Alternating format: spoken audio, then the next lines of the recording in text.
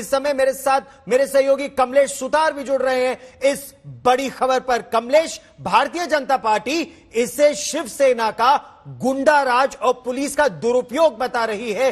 गिरफ्तारी या हिरासत में क्यों लिया गया है और क्या अब अगला कदम गिरफ्तारी है? क्या क्या धाराएं लगाई गई हैं?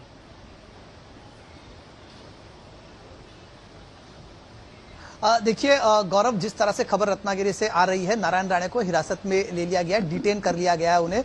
और सुबह से जिस तरह से अटकलें लग रही थी कि नासिक में उनके खिलाफ मामला दर्ज किया गया है, नासिक पुलिस की एक टीम रवाना हो चुकी थी वहां के लिए और नासिक पुलिस की तरफ से एक रिक्वेस्ट दिया गया था रत्नागिरी पुलिस को कि उनको अरेस्ट में सहयोग किया जाए। गुना जो दर्ज है नारायण राणे के खिलाफ नासिक में, और रत्नागिरी पुलिस ने फिलहाल नारायण राणे को वहां पर डिटेन कर लिया। इससे पहले क्या हो गया, नारायण राणे ने अप्रोच किया था रत्नागिरी कोर्ट को कि उन्हें एंटीसिपेटरी इंटरिम बेल दिया जाए। रत्नागिरी कोर्ट ने इसे सुनने से मना कर दिया और कहा कि ये नासिक का केस है, इसे रत्नागिरी में नहीं सुना जा सकता। तो पहली जो पॉसिबिलिटी थी वहां पे रुक गई। उसके बाद में उनकी एक लॉयर्स की टीम मुंबई हाईकोर्ट पहुंची। अनिकेत निकम, जो उज्जवल निकम के बेटे हैं, उन्होंने नारायण राणे की पैरवी इस कोर्ट में की और कहा कि नारायण राणे को एंटीसिपेटरी यहां पर बेल दिया जाए, इंटरिम बेल दिया जाए। लेकिन हाईकोर्ट ने भी सुनने से मना कर दिया और जैसे ही ये खबर आती है सामने से हाईकोर्ट की तरफ से, उनका हाईकोर्ट जाने का रास्ता भी वहां पर थम गया है, रुक गया, वो पॉसिबिलिटी रुक गई है। तो तुरंत वहां पर पुलिस ने उन्हें डिटेन कर लिया और इन ऑल पॉसिबिलिटी गौरव अब ये लग रहा है कि नारायण राणे केंद्रीय मंत्री, उनको शायद गिरफ्तारी का सामना करना पड़ा। हालांकि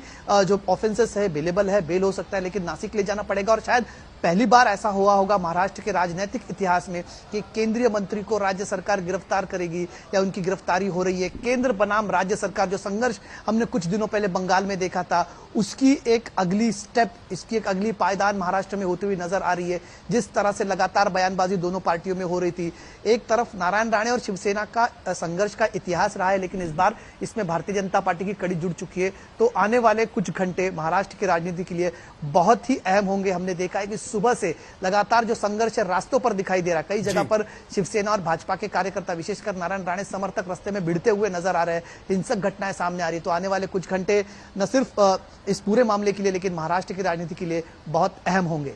और ये जो हिरासत में लिया भी जा रहा है, आने वाली राजनीति में क्या नारायण राणे की और अहम भूमिका भारतीय जनता पार्टी की तरफ से भी होने वाली है? जिस तरह का उनका बयान था, जिस तरह से शिवसेना का पलटवार था, कानूनी पलटवार, सड़कों पर शिवसैनिक और भारतीय जनता पार्टी तो सामने आमने सामने है ही, कानूनी पलटवार, जो जानकारी आ रही है कि धारा 500 डेफेमेशन, 505(2) मिसचिफ, 153(b)(1)(c) डिसहार्मनी, एनिमिटी और इलविल, कई धाराएं लगाई जा रही हैं उनके खिलाफ। तो यह भाजपा बनाम शिवसेना लड़ाई का अगला पड़ाव है ये, कमलेश। नहीं, देखिए गौरव, भारतीय जनता पार्टी के लिए कहीं ना कहीं ये एम्बेरसमेंट के तौर पर है। भारतीय जनता पार्टी में शुरुआती जो राजनीति थी कि नारायण राणे को बेसिकली पार्टी में लेने से लेकर उनको मंत्री बनाने तक जो गेम प्लान था कि नारायण राणे शिवसेना के विरोधक रहे हैं, तो उन्हें शिवसेना के खिलाफ लड़वाया जा सकता है या फिर शिवसेना के खिलाफ उनका इस्तेमाल किया जा सकता है। लेकिन कहीं ना कहीं ये भापने से भारतीय जनता पार्टी चूक गई। जिस तरह के लगातार बयान नारायण राणे की तरफ से आए, नारायण राणे का ये बयान कहीं ना कहीं भारतीय जनता पार्टी के लिए भी एम्बेरसमेंट रहा। और थोड़ी देर पहले जहां पर मैं खड़ा हूं, देवेंद्र फडणवीस विपक्ष के नेता है, महाराष्ट्र के शीर्ष नेता है भारतीय जनता पार्टी के, उन्होंने कहीं ना कहीं अपने आप को, अपनी पार्टी को इस बयान से अलग थलग किया। उन्होंने साफ तौर पर कहा कि नारायण राणे ने संयम बरतना चाहिए था। जिस तरह की भाषा का इस्तेमाल उन्होंने मुख्यमंत्री के खिलाफ किया है, वो भाषा थोड़ी संयमित होती तो अच्छा होता। लेकिन उनके बयान का हम समर्थन नहीं करते, लेकिन एक नेता के खिलाफ, हमारे पार्टी के एक नेता है जिनके खिलाफ पुलिस मशीनरी का उपयोग किया जा रहा है, पुलिस मशीनरी का दुरुपयोग किया जा रहा है, पुलिस जीवी सरकार है, ऐसा आरोप उन्होंने लगा और कहा कि इसके खिलाफ हम हैं और नारायण राणे के समर्थन में बतौर नेता हम रहेंगे। भारतीय जनता पार्टी कहीं ना कहीं ये भापने से चूक गई थी कि नारायण राणे के जिस तरह से बयान आए, जिस तरह से उनको इसका सामना करना पड़ा, उसके लिए भारतीय जनता पार्टी को थोड़ा सा हमने देखा कि बैकफुट पर जाना पड़ा। लेकिन ये संघर्ष एक तरह से भारतीय जनता पार्टी बनाम शिवसेना देखने से ज्यादा राणे बनाम शिवसेना ही देखा जाएगा। ये संघर्ष आप कह रहे हैं कि राणे बनाम शिवसेना ही रहेगा, भारतीय जनता पार्टी बैकफुट पर है। लेकिन भारतीय जनता पार्टी जिस तरह से पुलिस के दुरुपयोग का आरोप लगा रही है शिवसेना पर, उस पर शिवसेना का क्या कहना है?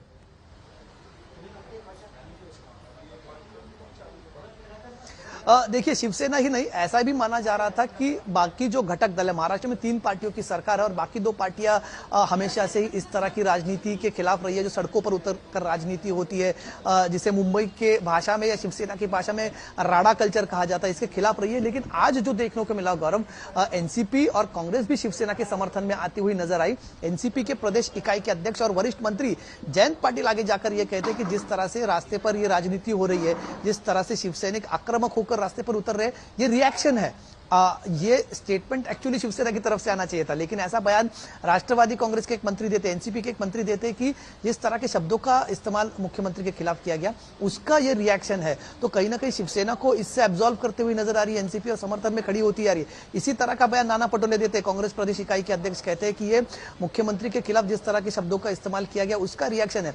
तो कहीं ना कहीं यह भी माना जा रहा है महाराष्ट्र की राजनीति में कि जितना अग्रेशन नारायण राणे ने दिखाया, उसकी वजह से तीनों पार्टियां और साथ में एकजुट होती हुई यहां पर नजर आ रही है। और कहीं ना कहीं ऐसा माना जाता है गौरव, राजनीति में कि जनरली जो सत्ता पक्ष होता है वो थोड़ा सा डिफेंसिव मोड पर जाता है जब ऐसा कोई अटैक होता है तो। लेकिन यहां पर थोड़ा सा अनएक्सपेक्टेड था शिवसेना का रिएक्शन, सिर्फ पार्टी के तौर पर ही नहीं, सरकार के तौर पर जिस तरह से शिवसेना उतरी है। और गृह मंत्रालय तो एनसीपी के पास है, एनसीपी ने भी जिस तरह से लगातार एफआईआर यहां पर पुलिस की तरफ से फाइल किए गए, एनसीपी की तरफ जो डिपार्टमेंट, एनसीपी के पास जो डिपार्टमेंट है उनकी तरफ से जो लगातार एफआईआर हो रहे हैं। पुलिस पुणे में भी बात आ रही है कि पुणे में एफआईआर हो रहा है। भारतीय जनता पार्टी कह रही है कि भारतीय जनता पार्टी के कार्यकर्ताओं को टारगेट किया जा रहा है, शिवसैनिकों को खुली छूट दी जा रही है। देवेंद्र फडणवीस से इसे स्टेट स्पॉन्सर्ड राइट्स का, कि स्टेट स्पॉन्सर्ड है सारी चीजें।